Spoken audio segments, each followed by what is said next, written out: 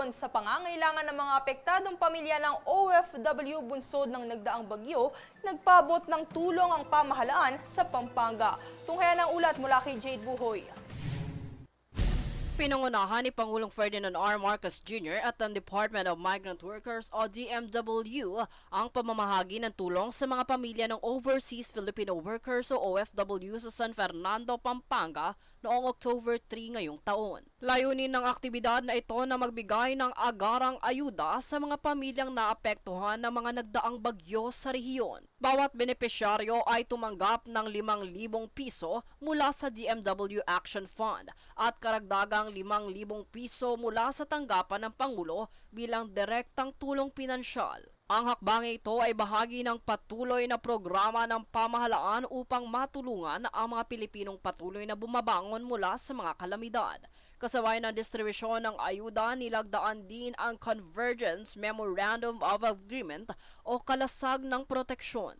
Layunin ng kasunduang ito na palakasin ang koordinasyon ng DMW, pambansang pamahalaan at lokal na pamahalaan ng Pampanga para sa mas matatag na proteksyon ng mga OFW at kanilang pamilya. Ayon kay DMW Secretary Hans Leo Kakdak, ipinapakita ng programang ito ang pagkakaisa ng pamahalaan sa ilalim ng pamumuno ng Pangulo sa pagtulong sa mga Pilipinong manggagawa.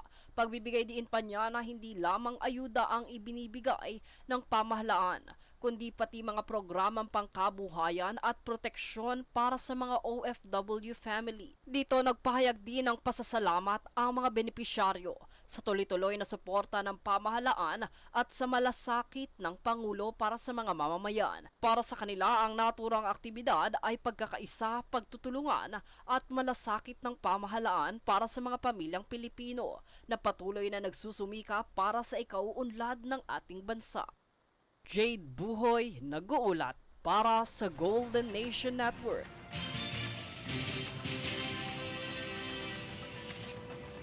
Mariin namang tinutulan ni Senate President Tito Soto at Palace Press Officer Claire Castro ang mungkahi ni Senate Minority Leader Alan Peter Cayetano na magbitiw lahat ng incumbent officials at magsagawa ng snap elections.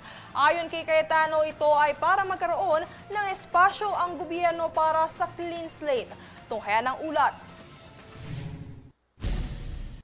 Walang legal na batayan. Ito ang diing pahayag ni Senate President Vicente Tito Soto III hinggil sa ideya ni Senate Minority Leader Alan Peter Cayetano na magkaroon ng isang snap elections na sumasaklaw sa parehong executive at legislative branches kasabay ng paghamong magbitiw sa puwesto ang lahat ng mga opisyal dito. There is no legal or constitutional basis for a framework to do or a framework to do that. So I think it is an opinion of a legislator, so I will leave it at that. Hindi pwedeng gawin yun at the moment. Ayon kay Cayetano, magbibigay ng pagkakataon sa publiko ang naturang eleksyon para sa makabagong simula kasunod ng mga kamakailang kontrobersiya sa katiwalian at maling paggamit ng public funds. Sa pahayag ni SP Soto nitong Lunes, kanyang iginiit na hindi nakasalalay sa pag-reset ng sistemang pampolitika ang pagpapanumbalik ng tiwala ng tao sa gobyerno, kundi sa pagtiyak ng transparency sa pamamahala at pananagutan sa pamamagitan ng sistema ng hustisya. The most important of all is that the judiciary act well. In other words, may mga ma-prosecute, may mga makulong, at may ma-find guilty yung mga guilty. You know, to make sure that those who are guilty are proven so and are sentenced. Palagay ko doon pag nakita ng mga tao na gano'n na nangyayari, malinaw ang paggamit ng pera nila. Diba? Malinaw ang investigasyon. Malinaw din ang resulta ng judiciary. Dagdag pa ng senador, hindi opsyon para sa clean slate ang pagbibitiw ng lahat ng mga nanunungkulan dahil hindi anya ito praktikal at patas. Cannot be an option. What do you do with those who are not guilty? What do you do with those who are newly elected and have no bad records, what do you do with them? Idadamay mo doon sa mga guilty. Pagtitiyak din niya na magiging transparent at accountable ang Senado pagdating sa budget process ng mga ahensya at kagawaran para sa susunod na taon. Kaugnay nito ay nagsalita rin si Palace Press Officer Claire Castro hinggil sa ideyang pagbibitiw ng mga incumbent official at snap election ni Senator Cayetano. Anya isa lamang itong wishful thinking at walang saysay sa kasalukuyang sitwasyon ng bansa ang ganitong uri ng pamumulitika na ayon pa sa kanya ay isang pansariling interes lamang na hindi nakatutulong sa bayan. Giit pa ni Castro na abala si Pangulong Ferdinand Marcos Jr. sa pagtugon sa mga pangangailangan ng taong bayan, higit lalo sa mga naapektuhan ng kamakailang 6.9 magnitude na lindol at nagdaang mga bagyo. Princess Castro nag-uulat para sa Golden Nation Network.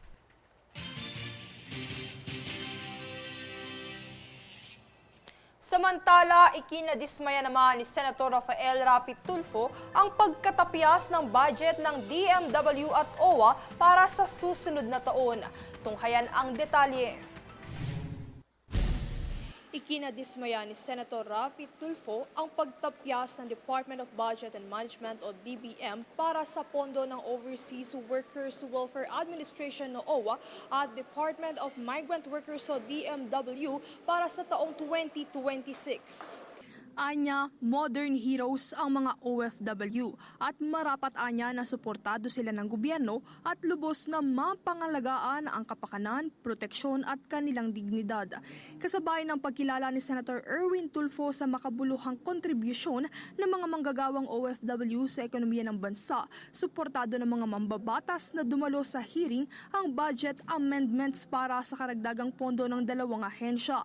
Giit pa ng senador, marapat lang anya na masuportahan ng OFWs dahil malaking bahagi ng gross domestic product ng bansa ang kanilang dollar remittances. Ang paksa ay nabuksan kasabay ng pagdinig ng Finance Subcommittee K para sa 2026 proposed budget ng DMW at OWA ngayong Lunes. Mula kasi sa orihinal na proposed 2.4 billion pesos na hiningi para sa Action Fund, 1.2 billion pesos lamang ang ibinigay ng DBM. Bago pa ang pagsang-ayon sa budget insertion, ay una nang pinunahan ni Senator Loren Legarda, Senator Sherwin Gatchalian at Senator Erwin Tulfo ang underutilized na pondo ng dalawang ahensya. Ayon sa senadora, may sapat na pondo ang mga ito, ngunit hindi nagagamit ng maayos. Gayon din ang kanilang pagkwestiyon sa integration at reintegration programs para sa OFWs. We need to reach out to so many more. Kasi po ang design ngayon ng programa, unang-una, maliit ang budget ng National Reintegration Center. It's only recently that you gave us, that we broke the 100 million mark. At yan po ay napakaliit na halaga, but nevertheless, we're making do with the budget that we have. And we cater mostly to the distressed OFWs. Yung balik Pinay, yun pong kailangan pong bumalik at kailangang magkaroon ng livelihood sa kanilang panunumbalik after, let's say, naging kasambahay or naging semi-skilled worker sa abroad. Sa panig ni Senator Erwin, 10 milyong OFW ang nagtatrabaho sa iba't ibang bahagi ng mundo. Kaya ipinagtataka nito na bakit mababa ang utilization rate ng mga ahensya. Diin niya, tila tinitipid yata ang mga OFW. Sa paliwanag ng OWA, hindi nila basta-bastang ginagastos ang pondo para sa contingent fund dahil inilalaan nila ito para sa emergency upang may mahugot na pondo sakaling ito ay kailanganin. Hindi naman ho namin pwedeng gastusin basta-basta at pag may nangyari yung ganon na sakuna, saka ho kami maghahanap ng pera kung saan ano gagastusin namin sa pagpapabalik ng ating mga OFWs. Kaya ho kami nag-propose nitong bagong item po na ito. Ayon naman kay Senator Raffy, marunong lamang silang mag-budget ng pondo at hindi basta-bastang ginagasta ng walang dahilan. Taliwas na kondisyon naman ng ilang senador para sa karagdagang pondo na tiyakin ng DMW at OWA na sa susunod na taon kanila nang i-fully utilize ang pera at tiyaking mapakinabangan lahat ito ng mga manggagawa. Bukod naman sa pondo, iminungkahi rin ni Senator Rodante Marcoleta at Senator Gatchalian ang karagdagang legal assistance para tugunan ng kaso ng mga OFW at mabilis na maipanalo ito.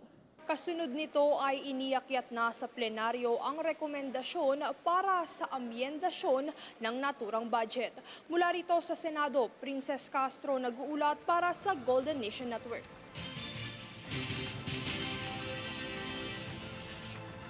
Kabilang naman sina Congressman Martin Romualdez, Senators Cheese Escudero, Joel Villanueva at Jinggoy Estrada sa mga pangalang hiniling ng ICI na isyuhan ng DOJ ng ILBO. Naritong muli ang aking ulat. Aprobado na ni Justice Secretary Jesus Crispin Remulla ang kahilingan ng Independent Commission for Infrastructure o ICI na mag-issue ng Immigration Lookout Bulletin Orders o ILBO ang Department of Justice o DOJ hinggil sa mga sumusunod na listahan ng mga pangalan ng mga individual.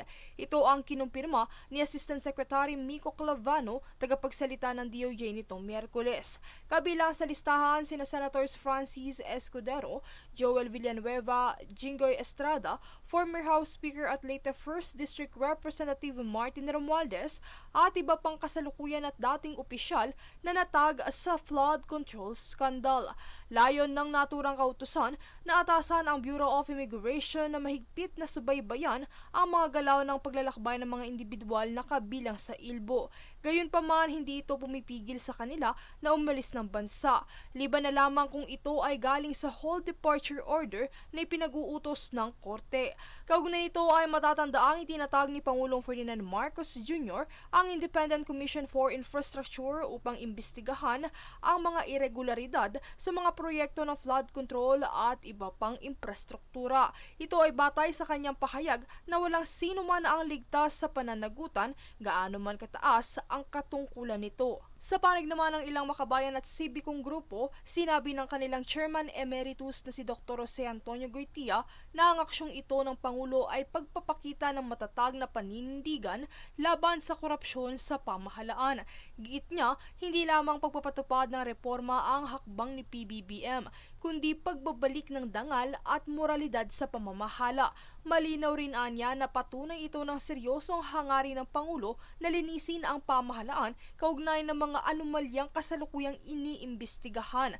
Bukod dito ay kamakailan ding binigyan diin ng Pangulo na bawat piso sa pambansang budget ay dapat maramdaman ng bawat Pilipino at hindi dapat malustay sa red tape o maling paggamit ng pondo. Suportado naman ito ni Goytia kung saan anya, bawat sentimo ay may halaga dahil bawat pisong ninanakaw sa kaban ng bayan ay perang pinaghirapan ng mamamayan. Samantala, sunod-sunod din ang kamakailang intriga at umano'y kudeta laban sa Administrasyong Marcos Jr. na pinabulaanan agad ng PNP, AFP at DND.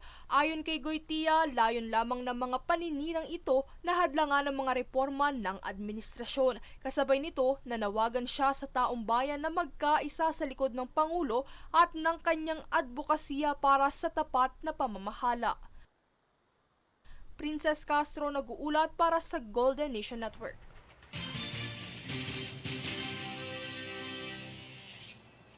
Iniimbestigahan na ng PNP ang impormasyong kumalat sa social media na nagsasabing hinihikayat umano ni PNP Chief Nartates ang hanay ng kapulisan at militar na suwayin ang utos ng Pangulo. Narito ang detalye. Kasalukuyan ng iniimbestigahan ng Philippine National Police o PNP ang pinagmulan ng disinformation na kumalat sa social media nitong kamakailan na naglalayong siraan ang liderato ng kanilang hanay. Ayon sa pulisya, Titiyakin nila ang nararapat na legal na aksyon laban sa mga mapatutunayang responsable sa pagpapakalat ng maling impormasyon na ito.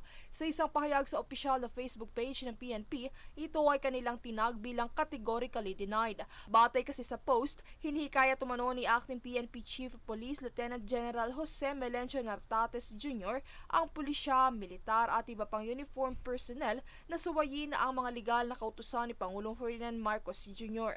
Ayon sa PNP, ang mga pahayag na ito ay gawa-gawa lamang na may layuning magpakalat ng kalituhan at sirain ang kredibilidad ng institusyon. Nanawagan din ang PNP sa publiko na manatiling mapanuri, kumpirmahin ang impormasyon sa pamamagitan ng opisyal na channels ng PNP at iwasan ang pagbabahagi ng mga unverified content. Bilang chairman emeritus naman ng 4 na makabayan sibikong organisasyon, suportado ni Dr. Jose Antonio Goytia si Nartates sa kanyang liderato. Anya namumuno ang bagong hepe sa pamamagitan ng integridad sapagkat hindi umano ito natitinag sa kanyang tungkulin sa kabila ng fake news at pagdududa ng publiko sa kredibilidad ng institusyon. Bago pa May talaga bilang PNP chief, nanilbihan si Nartates bilang Director for Intelligence, Director for Controllership at Regional Director ng NCRPO at PRO4A. Sinabi ni Goytia na ang lawak ng kanyang karanasan ang nagpatibay sa kanyang estilo ng pamumuno. Maingat pero matatag, kalmado pero malinaw sa direksyon. Giit ni Goytia ang tunay na lakas ay masusukat sa araw-araw na pagsasabuhay ng integridad at pananagutan sa tungkuling sinumpaan at hindi sa ingay. Kamakailan ay mas pinaigting ng PNP ang kampanya nito laban sa loose firearms, isang hakbang tungo sa pagbuwag ng private armed groups sa Pinas. Sa datos sumabot sa higit 20,000 baril ang nakumpiska o isinuko sa PNP sa buong bansa mula January 1 hanggang October 2 ngayong taon. Habang higit 9,000 katao naman ang naaresto sa kasong illegal possession of firearms at iba pang kasong kaugnay nito at higit 7,000 baril naman ang na-turn over sa PNP para sa safekeeping. Kaugnay nito, tumutulong din ang Department of Foreign Affairs at mga non-government organizations sa pagbuo ng central database upang isulong ang pagsupil ng illegal firearms. Tiniyak din ng PNP na patuloy silang maglilingkod sa sambayan ng Pilipino ng may dangal, dedikasyon at pananagutan sa kabila ng mga pagtatangkang manlinlang at sirain ang kredibilidad ng mga institusyon ng law enforcement. Princess Castro nag-uulat para sa Golden Nation Network.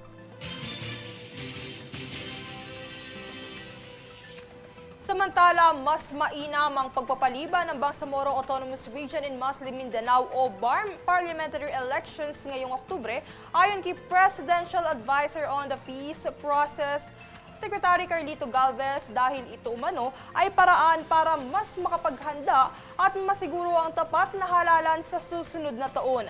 Para sa iba pang detalye itong haya ng ulat mula kay Jovi Rodriguez.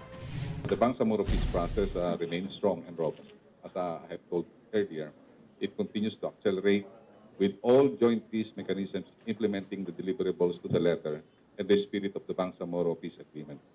Since the signing of the Comprehensive Agreement on the Bangsamoro or CAB in 2014, the Bangsamoro peace process has achieved numerous milestones that have brought greater peace and development in the region and its people. In fact, makita natin talaga, peaceful na ang Sulu, peaceful na ang Tawi-Tawi, peaceful na ang Basilan, and also yung Maguindanao del Norte, Lanao del Sur, also reaping with a very low poverty incidence of 9. So nakikita natin na marami talagang nangyari na sa peace process.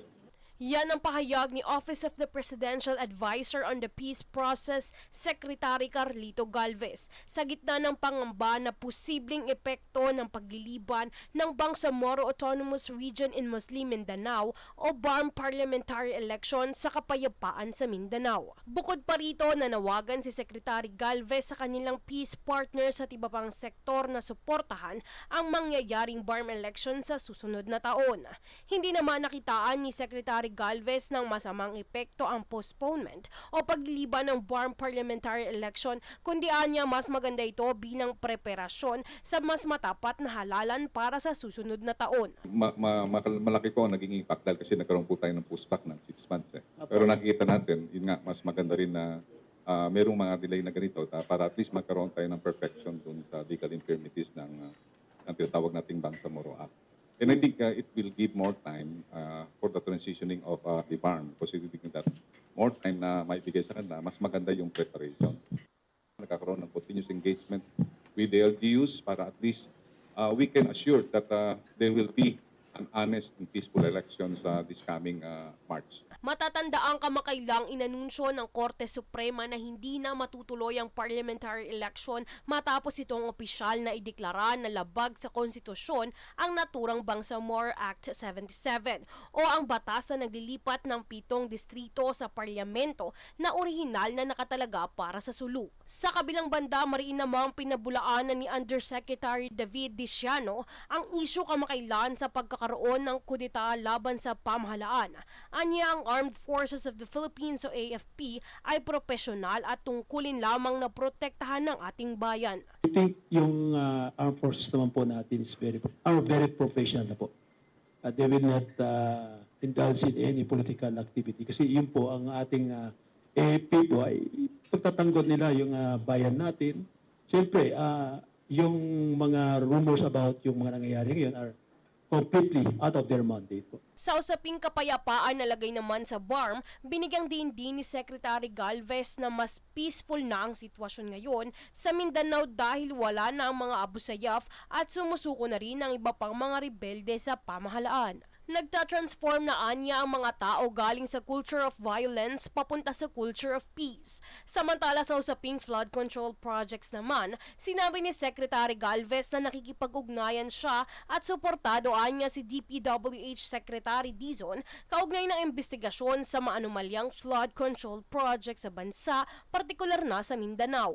Even though na-generalize na ang lahat sa gobyerno ay mga kurakot, we have to stand tall na marami pa rin sa mga public servant na tulad natin na talagang buo ang puso na tumutulong sa mga mahihirap. Naniniwala ang kalihim na mayroon pang matitino sa gobyerno na talagang ginagawa ang kanilang trabaho ng maayos at may prinsipyo. Jovi Rodriguez, nag-uulat para sa Golden Nation Network.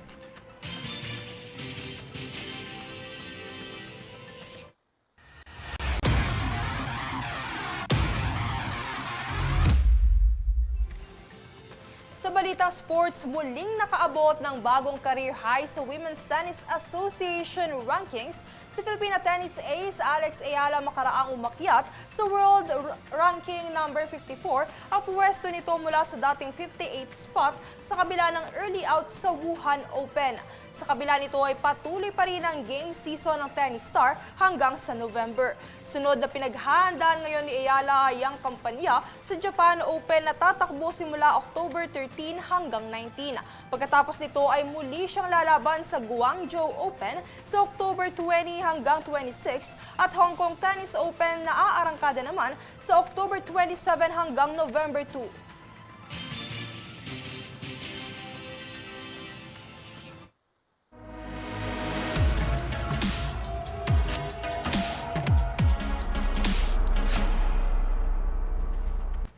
Heads up once, kabilang ang K-pop girl group Twice sa inanunsyong headliners nitong Miyerkules sa 2025 Victoria's Secret Fashion Show.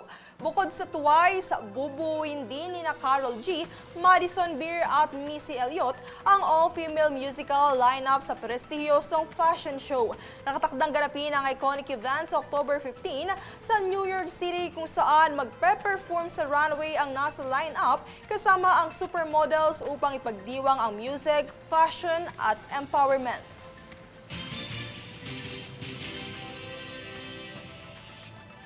At narito ang recap ng mga nagbabagang balita ngayon. Sa ulo ng mga balita, 7.6 magnitude na lindol, yumanig sa Manay, Davao Oriental. Dole, nag-issue ng work stoppage order sa isang BPO firm sa Cebu. NBI, inaresto ang uploader ng post ukol sa headshot na patama kay PBBM. Congressman Romualdez at ilang senador, kabilang sa ilbo list ng ICI, laban kontra korupsyon, nagpapatuloy. Alex Yala, naitala ang new career high world rank number 54. At K-pop girl group Twice, headliner sa 2025 Victoria's Secret Fashion Show. Patas at pantay na balita, komprehensibong ulat para sa pulso ng masa. Ito ang News Force.